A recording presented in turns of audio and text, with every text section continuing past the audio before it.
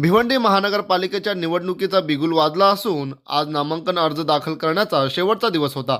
या पार्श्वभूमीवर विविध प्रभागामधून अनेक इच्छुक उमेदवारांनी उमेदवारी अर्ज दाखल केले। तर यावेळी या दरम्यान टेमघरपाडा भादवड गावचे समाजसेवक रोहित मनोहर जोशी हेही देखील निवडणूक लढवण्यासाठी पूर्ण तयारीनिशी नामांकन अर्ज दाखल करण्यासाठी उपस्थित होते। मात्र उमेदवारी अर्ज दाखल करताना मतदार यादीमध्ये त्यांचे नाव उपलब्ध नसल्याने निदर्शनास आले।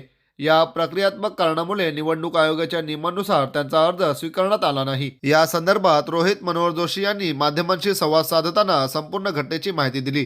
त्यांनी सांगितले की निवडणूक प्रक्रियेदरम्यान उद्भवलेल्या या तांत्रिक किंवा प्रक्रियात्मक अडचणीमुळे अशी परिस्थिती निर्माण झाली असावी अशी त्यांची वैयक्तिक भावना आहे। तसेच भविष्यात अशा प्रकारच्या घटना टाळण्यासाठी मतदार यादी अद्ययावत ठेवण्याबाबत अधिक सतर्कता व स्पष्टता आवश्यक असल्याचे त्यांनी नमूद केले आहे। तसेच यावेळी समाजसेवक रोहित मनोहर जोशी यांनी यापूर्वी देखील विधानसभा तसेच लोकसभा निवडणुकांमध्ये मतदान केले असल्याची माहिती त्यांनी दिली। त्यामुळे यावेळी मतदार यादीत त्यांचे नाव आढळून न आल्याने नागरिकांमध्ये आणि उपस्थितांमध्ये आश्चर्य व्यक्त केले जात आहे। तसेच निवडणुकीच्या पार्श्वभूमीवर मतदार यादीत अद्ययावत प्रक्रियेबाबत अधिक स्पष्टता व तपासणीची आवश्यकता असल्याची चर्चा होत असून याबाबत संबंधित यंत्रणेकडून पुढील प्रक्रिया नियमानुसार केली जाईल अशी अपेक्षा देखील व्यक्त करण्यात येत आहे। तर यावेळी समाजसेवक रोहित मनोहर जोशी यांनी निवडणूक प्रक्रिया अधिक पारदर्शक व सुलभ व्हावी यासाठी संबंधित सर्व घटकांनी परस्पर सहकार्य करावे अशी विनंती देखील सर्वांना केली आहे। नमस्कार, मी रोहित मनोहर जोशी।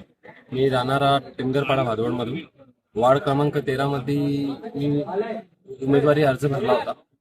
त्याच्यामध्ये मी जेव्हा फॉर्म सबमिट करायला गेलो तेव्हा मला असा कळला का माझा मतदार यादीमध्ये नाव नाही आहे। तर मी त्यांना विचारला का नाही, मी आमदारकी खासदारकी दोन्ही टाइमला वोटिंग केलेली आहे। तर ते बोलले मतदार यादीत नाव नसेल तर तुम्ही इलेक्शनला उभे राहू शकत नाही आणि वोटिंगही करू शकत नाही। मग आता आम्ही काय करायचं, याच्या मागे कोणाचा हात आहे?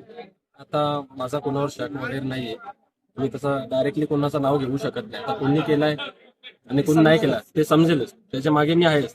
मग 2031ला इलेक्शन आहेच, 31ला मग मी अजून तयारी केली। जेवढं तुम्ही मतदार यादीमध्ये नाव काढलंय तर ते बघून घेईल मी काय करायचंय ते माझ्या पद्धतीने। As a proof election card पण ऍज अ प्रूफ काढी आहे माझा।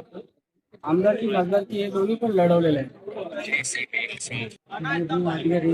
निवडणूक अधिकाऱ्याकडे आपण तक्रार नोंदवली आहे, तर त्या तक्रारीचा बघू आता काय रिपोर्ट। डायरेक्ट नाही लढता येणार तुम्हाला इलेक्शन आणि नाही वोटिंग करता येणार, पुढच्या टर्मला तुम्ही ट्राय करा।